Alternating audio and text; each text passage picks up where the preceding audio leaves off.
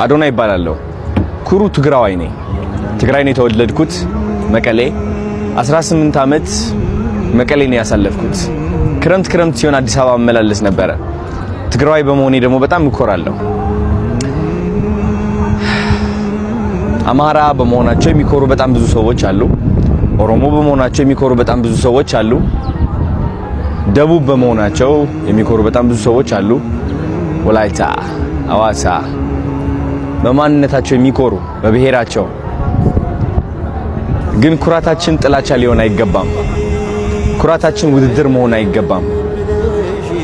ይህ የእግር ኳስ ጨዋታ ሳይሆን ህይወታችን ነው።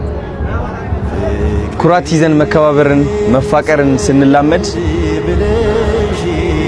ከምንም ጊዜ በላይ እቺ ዓለም ትለመልማለች። ባይገርማችሁ ኢትዮጵያ ከፈረሰች እቺ ዓለም እንደምትፈርስ ታውቃላችሁ። የሰው ልጅ መነሻ ኢትዮጵያ ነች።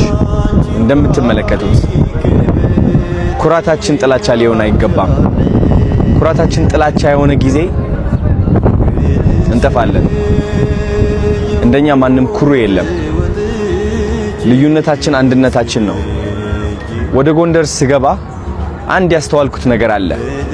ኩሩ ህዝብ፣ ፍቅር ያለው ህዝብ፣ በታሪኩ የሚኩራራ፣ በራሱ የሚተማመን። እኔም እኮራለሁ፣ እናንተም ትኮራላችሁ።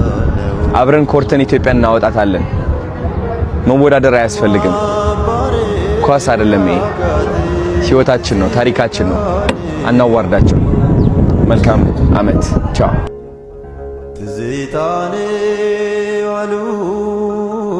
ጋይስ ታጠቅ ላስተዋውቃችሁ። ታጠቅ ይባላል። እንደምትመለከቱት የሚያምር ፈረስ ነው።